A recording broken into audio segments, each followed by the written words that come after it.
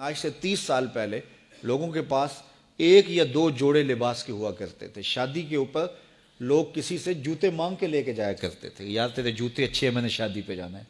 امیر بھی ایسا کرتے تھے, غریب بھی ایسا کرتے تھے. میرا ایک دوست مذاق سے کہتا ہے, پہلے جب کسی سے پوچھتے ہوتے تھے کیا حال ہے, وہ کہتا تھا شکر ہے. آج پوچھتے تو کہتا ہے شوگر ہے.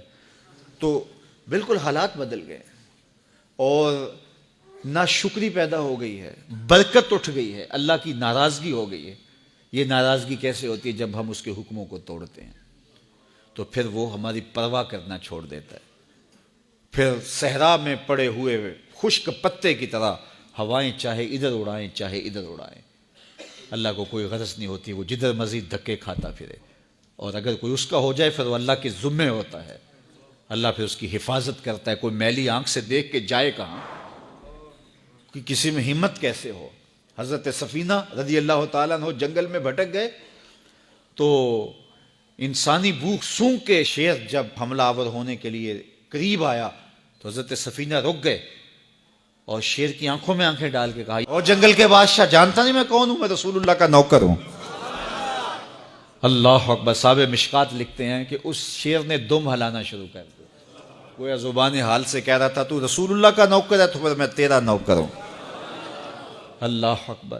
تو ہم جب ان کے نہ رہے تو پھر زمانہ ہمارا نہ رہا. تو یہ نتیجہ ہے گناہوں کا. اللہ اکبر. تو ہم اپنے کاروبار کو جب صاف ستھرا رکھیں گے, پاکیزہ رکھیں گے, تو طمانیت ملے گی, سکون ملے گا, قرار ملے گا.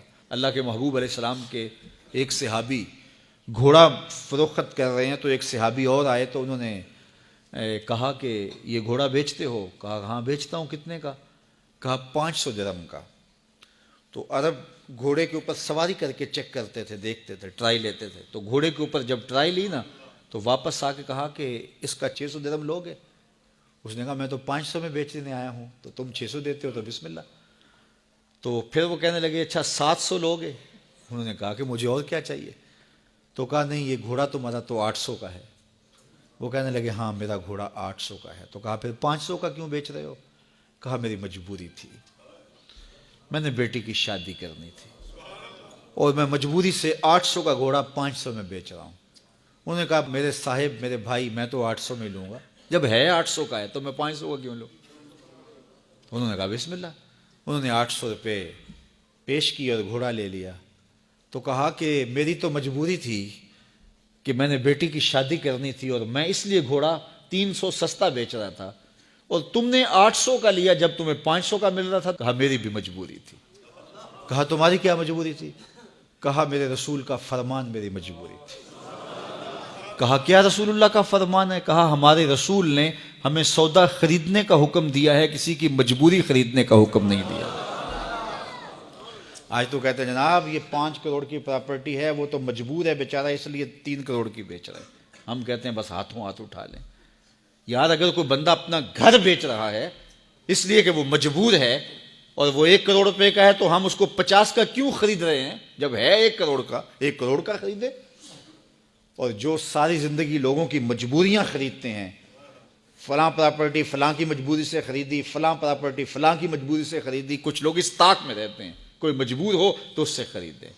اللہ اکبر. پھر ایک وقت آتا ہے کہ یہ مجبور ہوتا ہے اور اس کی پراپرٹی کوڑیوں کے بل بک رہی ہوتی ہے. ہم نے اپنی آنکھوں سے ایسے مناظر دیکھے ہیں. تو کسی کی مجبوری نہ خریدیں, سودا خریدیں. طاق میں نہ رہیں کہ کوئی مجبور ہو تو سستا بیچے. جو اس کی قیمت ہے اس کی قیمت سے لیں, پھر دیکھنا کہ عرش کا رب اس کے اندر برکت کتنے ڈالتا ہے. شیخ سعدی فرماتے ہیں میں رود بار کے جنگل میں تھا تو ایک آدمی چیتے پہ سوار اور ہاتھ میں سانپ کا کوڑا پکڑا, میرے پاس آ کے رکتا ہے. تو سانپ کا کوڑا ہاتھ میں اور چیتے پہ سوار, تو میں ڈر گیا. جب میں ڈر گیا تو وہ مسکرا پڑا. اس نے کہا سعدی ڈر گئے ہو؟ میں نے کہا بات ہی ڈرنے کی ہے.